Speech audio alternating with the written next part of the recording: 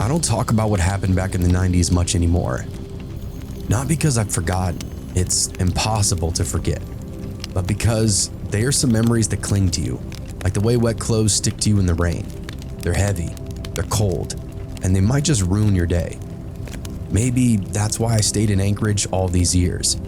Some part of me feels tethered there. Back then, I was just a dumb kid, part of this ragtag group of 20-somethings with nothing but time and taste for adventure. We weren't criminals, and we weren't the kind of troublemakers the cops bothered to keep an eye on. We just liked raising a little hell, running quads through the woods, downing cheap beer until the world got fuzzy, chasing that kind of freedom you only get when you're young and think the rules don't apply to you. There are a lot of these types out here in Alaska, people wanting to get away from the buzz of the humdrum of life. That being said, nobody comes out here to be alone. Not really. Even the most isolated folks out here have a neighbor or go to a local bar every now and again. There are 5 of us who stuck together the most. Me, Jack, Steve, Danny, and Jess. Jack was the kind of guy who could sell you on anything, no matter how dumb it sounded. He just had this energy about him, like a live wire. Always moving, always talking, always throwing out these ideas like he was pitching you the next big invention. Jack didn't have a bad bone in his body, but he had a knack for getting the rest of us into these situations we had no business being in. One night, after a long day of tearing up trails on our quads, Jack starts in on this wild idea that he'd been cooking up himself. "Gold," he said, leaning in forward like he was just letting us in on this secret. His face was lit up by the campfire, shadows dancing around his features. "Gold?" Steve asked, cracking open another beer. "What, like jewelry?" "Exactly," Jack responded. "You ever hear about the gold town by Turnagain Arm? I'm serious, people find it all the time. Flakes, nuggets, just sitting there in the mud and rocks. We should go check it out." Now, Turnagain Arm wasn't a place that we visited very often. It was beautiful, sure, with its wide expanse of shoreline and the mountains looming out in the distance. But it had a reputation. The tides there were some of the fastest in the world, and the mud flats, Jesus, those things were like a death trap. I'd heard stories about hikers and even animals getting stuck, sucked down like the earth itself decided it was hungry.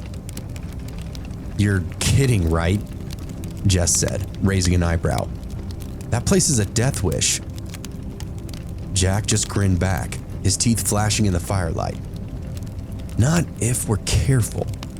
We got quads to stay mobile, and we stick close to the shore.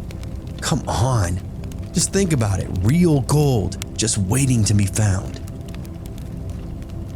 That's the thing about Jack, he could literally make you believe in anything. By the time he was done talking, he had us all nodding along, laughing and planning the trip like we were prospectors inside some Wild West story. Shit, we would have all cut out and hunted for it that night if he asked us to. We just talked the rest of the night until we all decided to pack it in and head home, and came up with a decent game plan. The next day, we loaded up the quads, packed a cooler with beer and sandwiches, and headed down to the Arm. The drive was quiet, the kind of quiet that makes you notice every creak of the truck, every shift of the tires on those gravel roads. I remember staring out the window, watching the clouds hanging low over the mountains, and feeling this strange pressure in the air, like something was waiting for us. Then the Arm came into view, mile after mile of sloppy, wet mud. At this point, we started cheering a bit, talking about how we were going to strike it by the end of the day. And honestly, Jack wasn't totally crazy. We had all heard stories about the townies finding gold along the shoreline. It was an old rumor, one proven to be true every year or two. Once we got there, the mud flats stretched out before us like an endless gray desert. The tide was out, exposing miles and miles of slick, glistening muck broken up by patches of jagged rocks. The air was damp and cold, carrying that faint, salty smell of the ocean. There weren't any animals, just a few birds, and definitely no people, not even a boat. We unloaded the quads and immediately got to work. Jack brought a metal detector, a couple of rakes, and we all took turns combing through the mud and stones. At first, it was just a big joke. Steve pretending every single bottle cap he found was treasure. Jess laughing as Danny tripped over a half-buried log. The mud clung to everything, thick and black, turning our boots into dead weight. It was damn near impossible to navigate, but we started finding patches here and there that we could walk on, as well as the rocks themselves.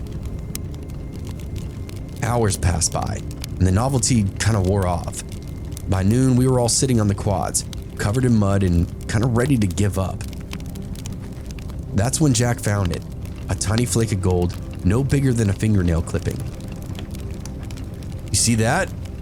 he yelled out, holding it up like it was the Holy Grail. And to this day, I still have no idea how he even found it, how he could have possibly seen it in all that muck. We all crowded around, passing it from hand to hand. It wasn't much, but it was enough to light a fire up underneath us. Suddenly, that mud didn't seem so bad, and the cold didn't really matter. It never really did. We spread out, scanning, digging, sifting through the muck with this renewed energy. I remember putting everything I had into it. We could find a few more flakes like that. It'd pay for our rent for a couple of months. This was a serious opportunity to get ahead, and I did not want to waste it. Hours continued to slip by. The sun hung low in the sky, casting long shadows across the flats. Jack and I took a break, sitting on a patch of higher ground while the others kept searching. We were exhausted, but we came away victorious.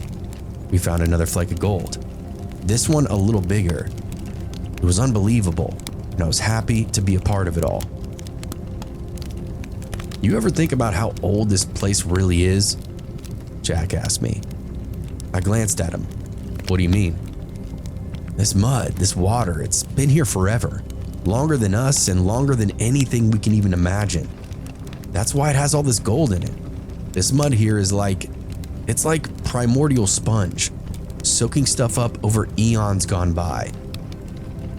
I laughed, shaking my head. "Getting philosophical with me now, are you?" He didn't answer, he just stared out at the horizon, eyes distant.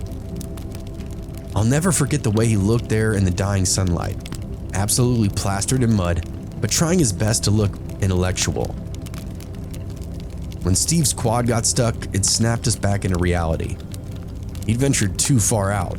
The wheels were spinning uselessly inside that muck. This mud is worse than quicksand, so it wasn't long before the tires were pretty much disappearing in the holes that they were slinging.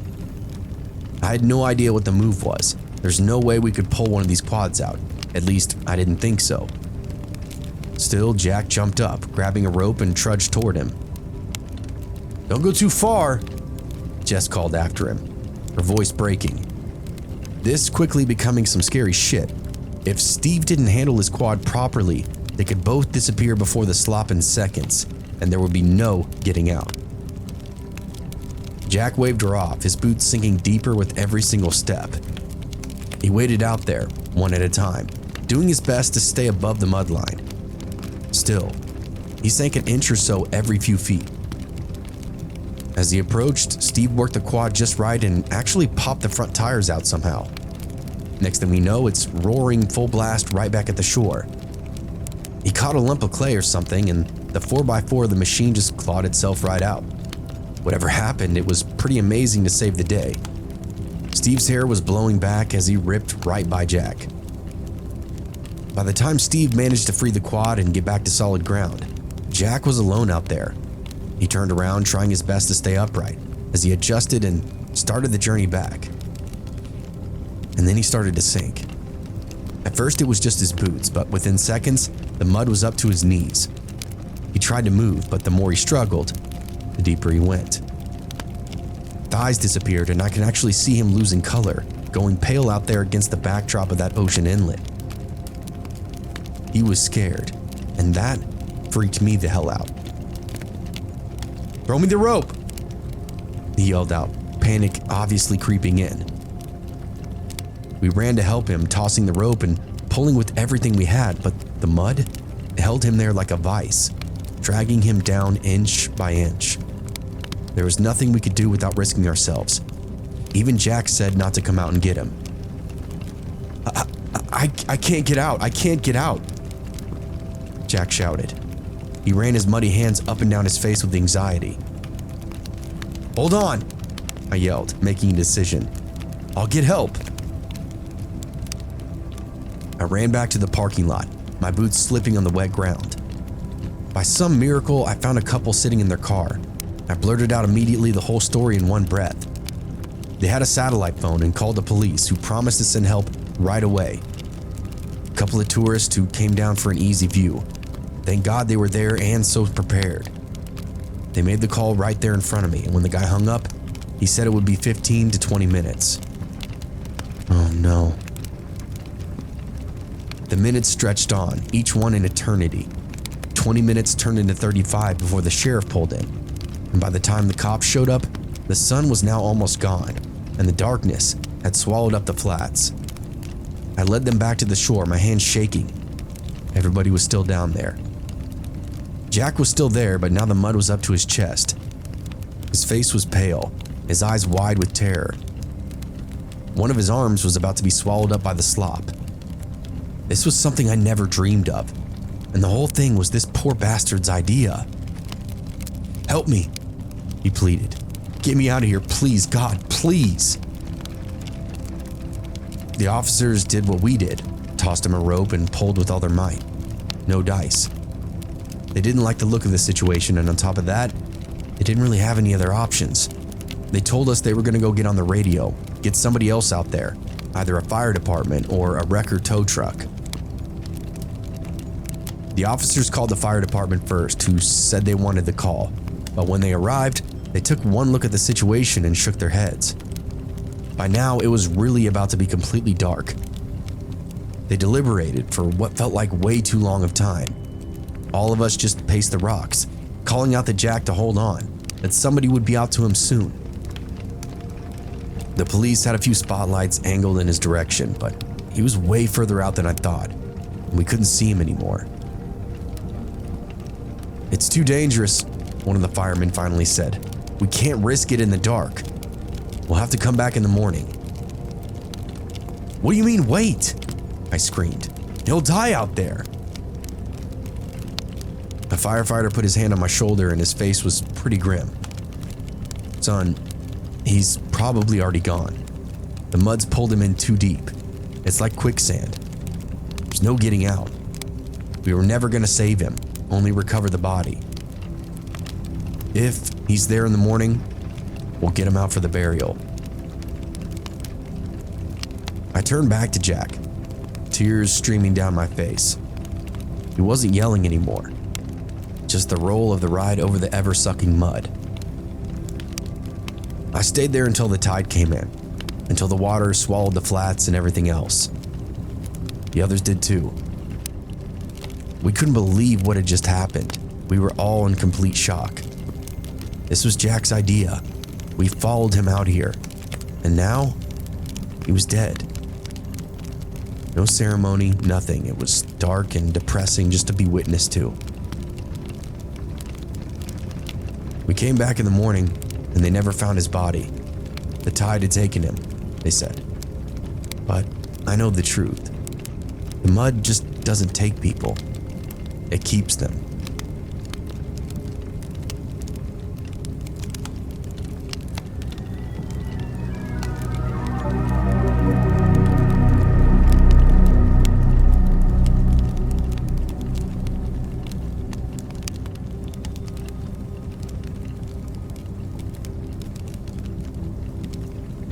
I've seen a lot of Alaska over the years.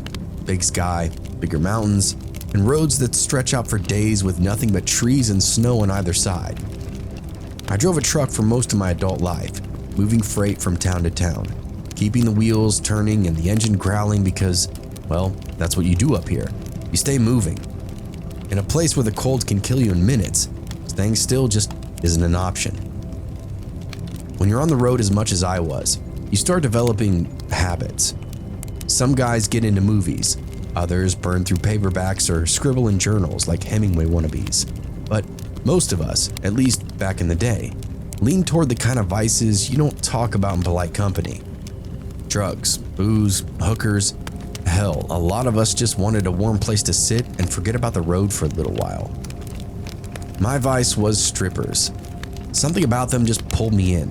Their smiles, their smell of their perfume, the way they moved underneath those lights. It didn't hurt that Alaska seemed to have no shortage of strip clubs either. Big town or small, didn't matter.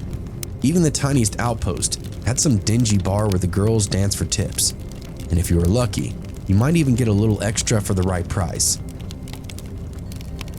I used to love walking into a new club, some place that I'd never been to before.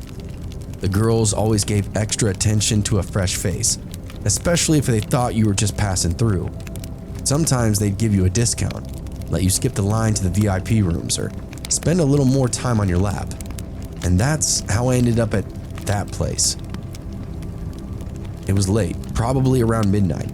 I'd been driving all day, my back was stiff and my neck was sore, and I needed something to shake off that road dust. I'd never been to this particular town before, if you could even call it a town. It was more like a cluster of buildings huddled together against the cold, with a single gas station that doubled as a diner and a convenience store. It wasn't even a storefront building, it was an old beat-up trailer. Wasn't expecting to find anything interesting inside, but then I saw the sign. It was barely visible in the darkness, this flickering neon light that read, "Live Girls." Below it, in a smaller hand-painted letter, was the name of the place, the Aurora Room. I figured, what the hell, a couple of drinks, maybe a dance or two, and then I'd be back in my truck by morning. If I was lucky, they might even serve food, get comfy, get warm, and get serviced, and then eat a pile of wings. Heaven in the bush. The parking lot was nearly empty, just a couple of old beat-up cars and a snow-covered Harley leaning on its kickstand. All too common out here. I parked my rig at the edge of the lot, making sure it was far enough away from the building that I could make a quick getaway if things got weird or if it wasn't what I was looking for. There's just something about that place that felt off. I don't know what it was. I chalked it up to fatigue, pushed the thought aside. I'd entered more than my fair share of creep shows over the years, usually gross pimp jobs, dudes letting their wives walk around naked, demanding cash out of people. Sometimes it was glory hole setups, which I guess is fine, but rogue, random, no reputation, not a chance. And when you try to leave those places cold turkey, they usually jam you up, thinking you're the police. Inside the club was clean, too clean. The floors gleamed underneath the dim lights and the bar sparkled. The air smelled faintly of bleach instead of sweat and stale beer. A few of the locals were scattered around, hunched over their drinks or watching the stage with glassy eyes. A thin blonde girl danced half-heartedly on the pole, her movements seeming mechanical, like she was just going through the motions without any real energy. Still, some of the other girls were naked, shimmying around like they do, and I liked what I saw. I saw some food baskets and I knew I was in for a real treat. I hit the ATM, grabbed a seat at the bar, and ordered a whiskey. The bartender was this tall, gaunt man with hollow cheeks and fidgety hands. He barely even looked at me as he poured the drink. His hands were pale and bony underneath those lights, and he had this frown burned into his cheeks. I sat there for a while sipping at my drink, sizing up the girls. There were maybe half a dozen of them, all young, all pretty in that tired way you see in this line of work. A couple of them caught my eye and smiled, and before I knew it, one of them sauntered over and slid onto the stool right beside me. "First time here?" she asked. Damn, she was young. I nodded. "Yeah, just passing through." She smiled, a slow, lazy grin. This girl was drunk too. "Well, you picked a good night. Why don't we find a booth and get to know each other?"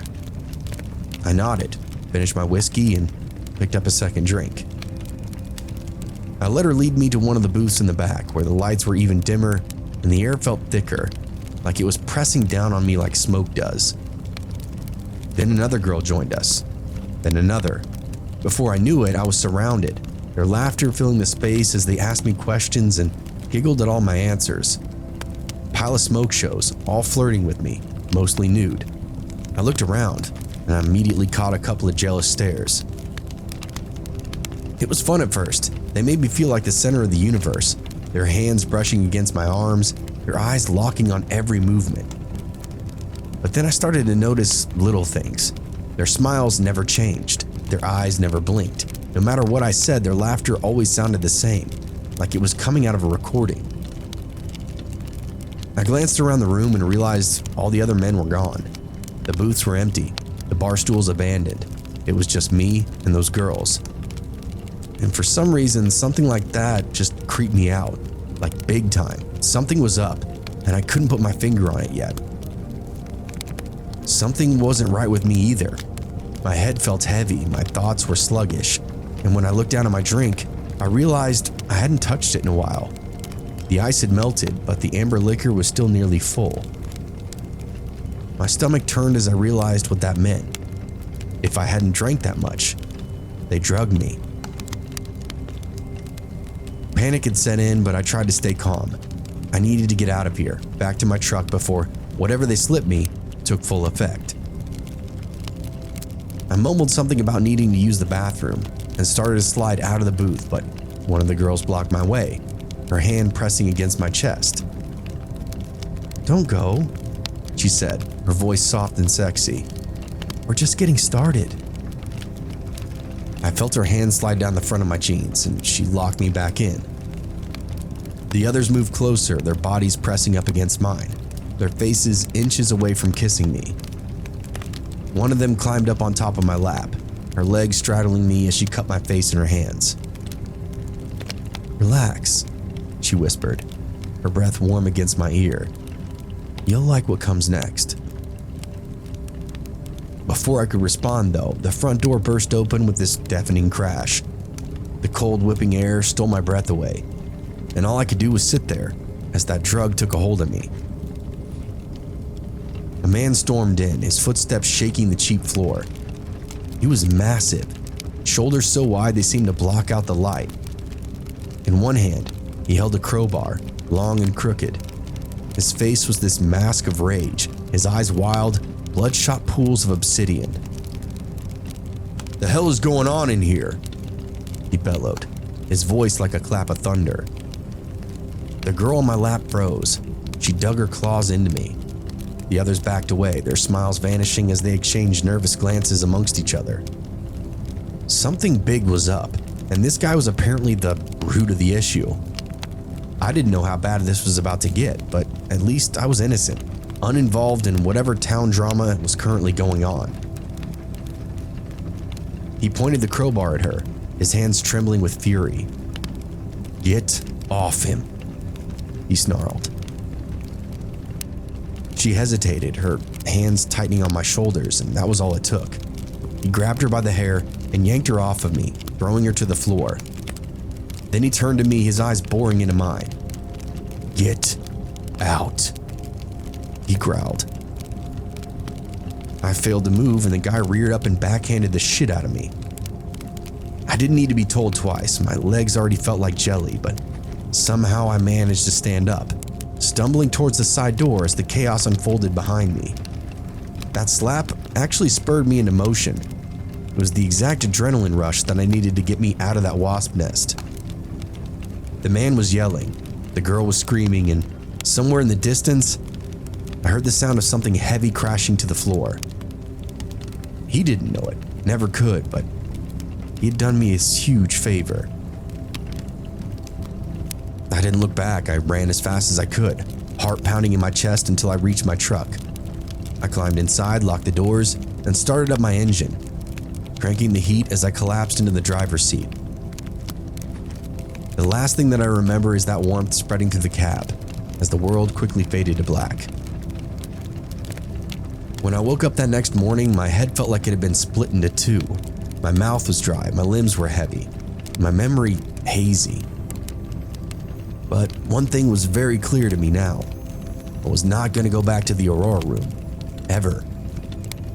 I didn't even do a pre-inspection check, just fired up the truck and blasted the hell out of that town.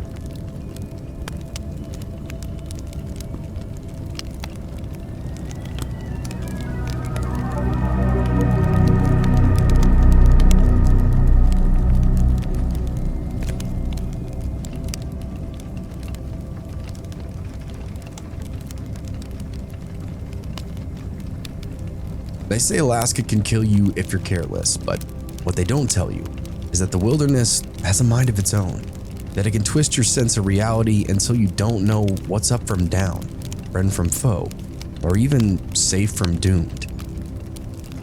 I had to learn that the hard way during my time on Joint Base Elmdorf-Richardson. The base was always a grind, endless duties stacked up on top of one another, with just enough manpower to scrape by.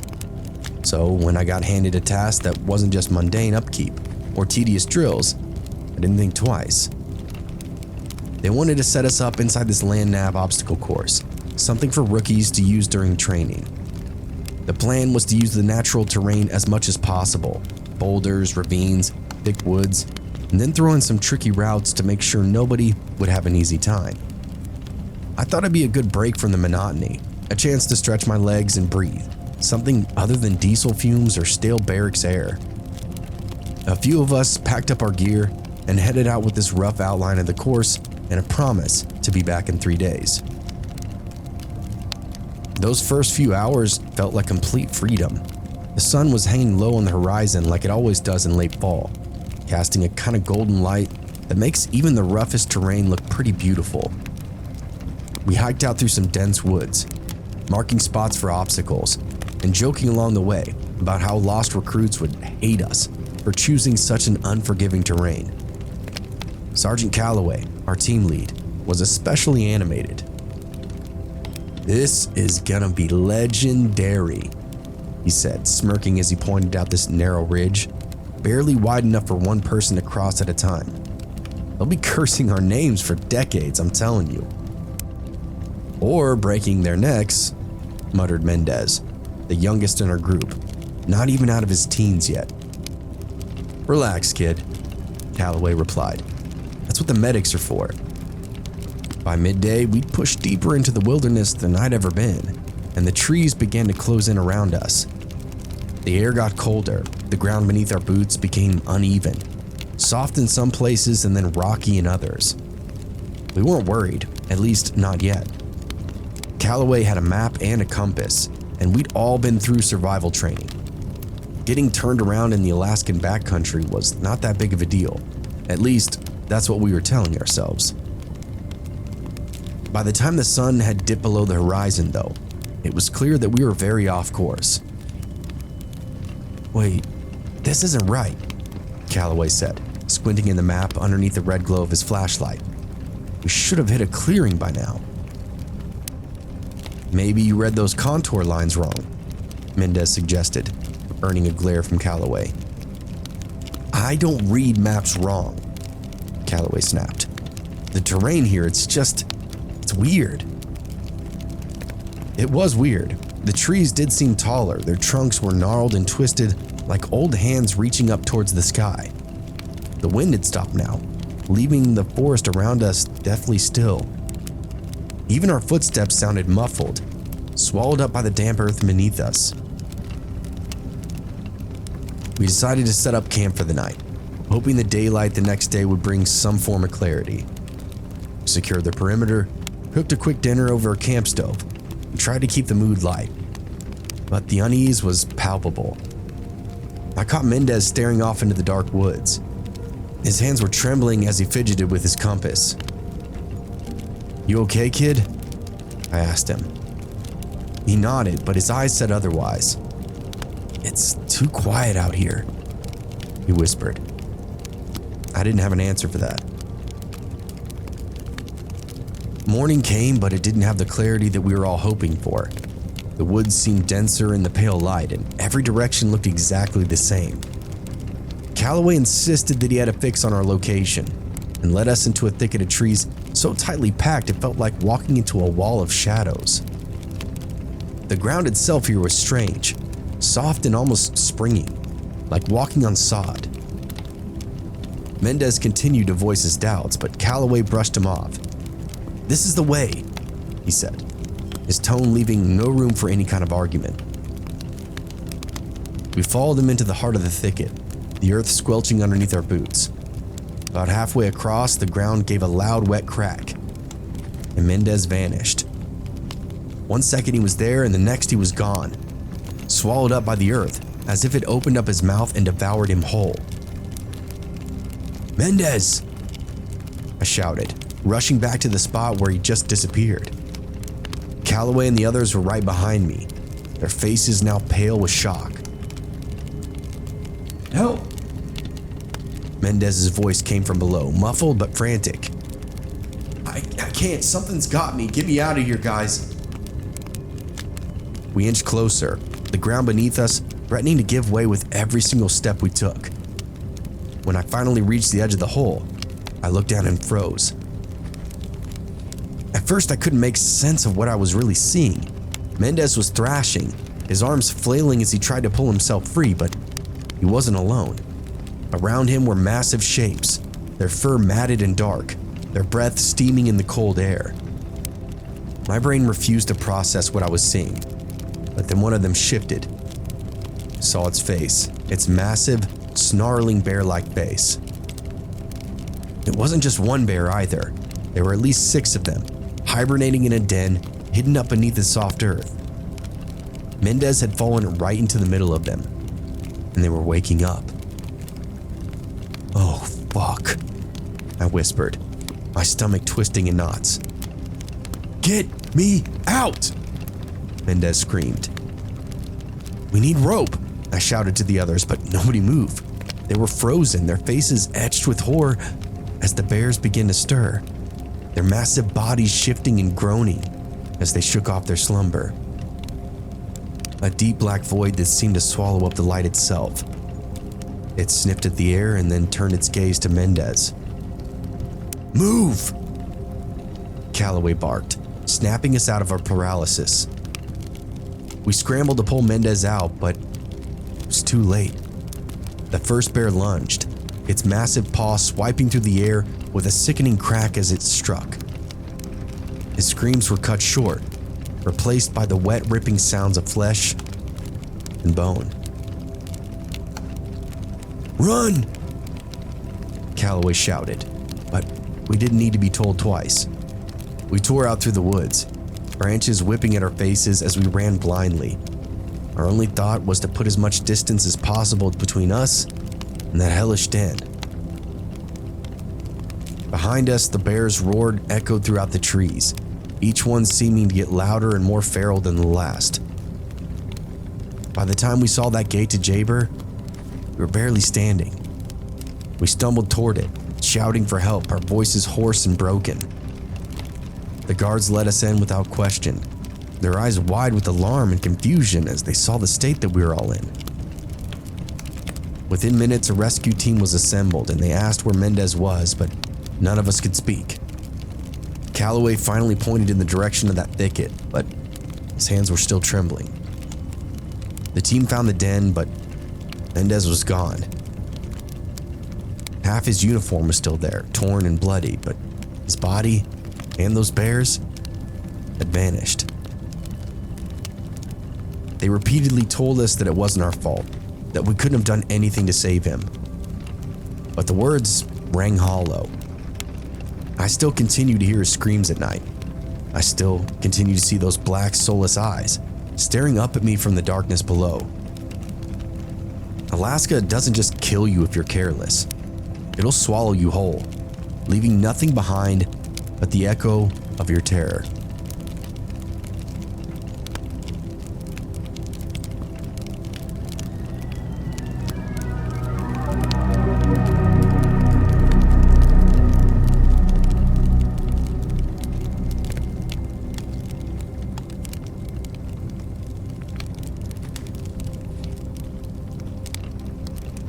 There's something about Alaska that just calls to me, like a voice over my shoulder that I can't help but turn around to. I've never lived there, never wanted to. It's too cold, too dark, and honestly, too damn wild. But every couple of years, I get this itch to go, to leave everything behind and disappear into its sprawling, untamed beauty. Fairbanks is where I always start, mostly because I've got a cousin there, Tom, and a few friends from college who never managed to escape the frozen grip of the North. Over the years, those trips became something of a ritual. At first, I just tag along with whatever they had planned. Ice fishing, moose hunting, trips to Chena Hot Springs to drink beer in the steam. It was always their show, and I was happy to follow in their lead.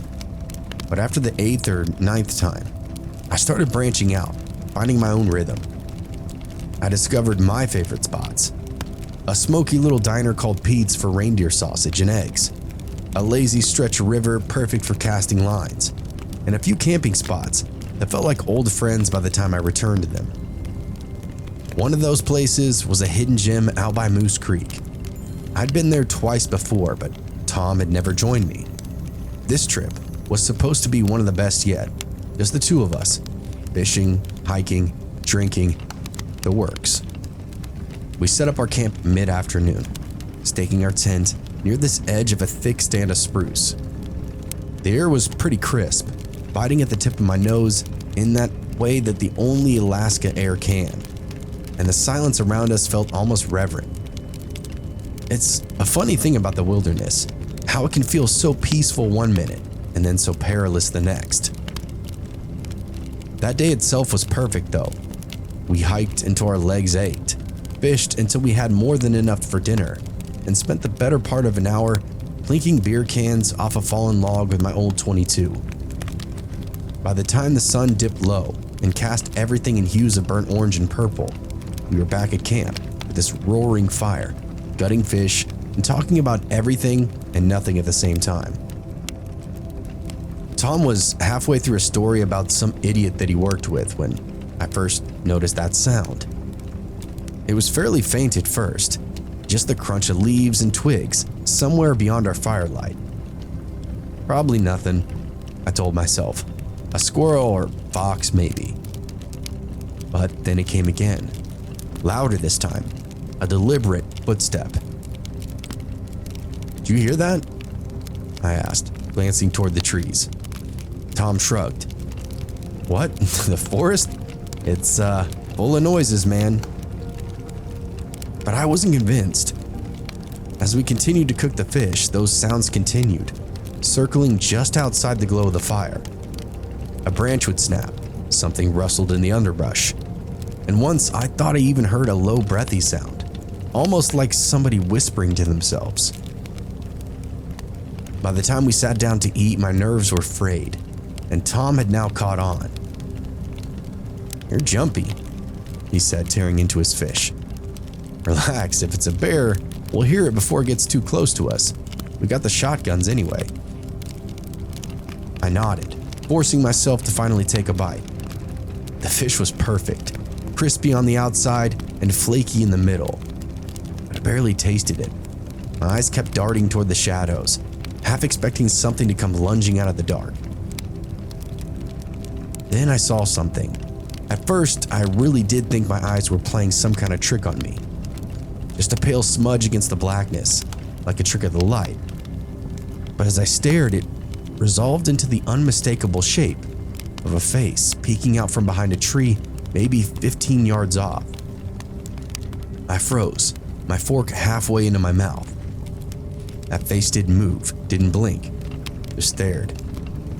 It was a man. I was sure of that much, though I couldn't really make out any more details. His features were shadowed, but there was just something wrong about the way he held himself. It was too still, too focused. "Tom," I whispered, not daring to take my eyes off him. "Don't look right away. I think somebody's watching us." "What?" Tom's voice was sharp, cutting out through the crackle of the fire.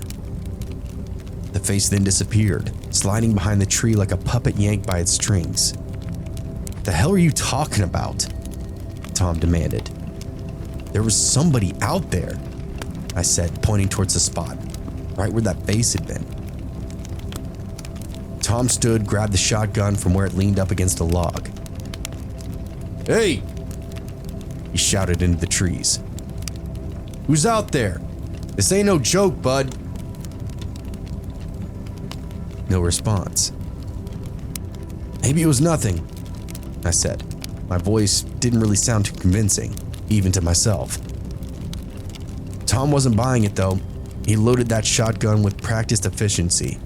His movements were quick and deliberate. Nothing my ass. If somebody's out there, I'm about to scare them off. He pointed the gun into the darkness, fired 3 quick shots into the ground. The noise was deafening, echoing through the trees like thunder itself. I wish I had a moment to put my ear protection on, or at least my hands, but I had no chance. My shit was ringing the rest of the night. Thanks, Tommy. Then, footsteps retreated back into the woods, metered and unhurried. Tom exhaled sharply, shaking his head. Idiots, he murmured. Probably just kids messing around. We stayed by the fire for another hour or two, drinking some beer and talking about the next day's plans. But that unease continued to linger, like a bad taste in the back of my throat. When we finally crawled into the tent, I could not shake that feeling that we were still being watched. At some point I dozed off, because the next thing I knew, I was waking up to the sound of footsteps. They were faint but unmistakable, circling our tent in these slow arcs.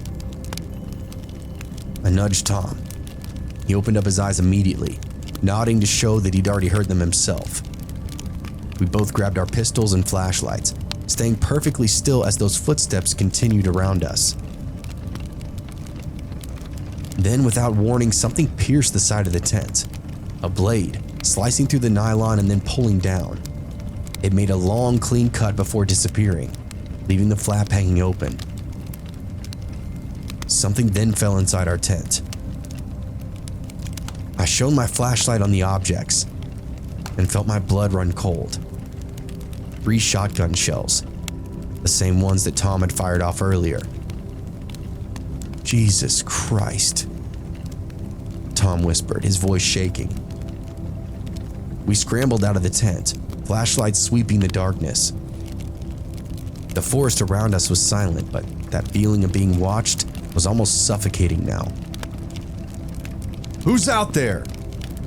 Tom shouted furiously. Of course, no answer. We both fired off a couple of shots into the trees.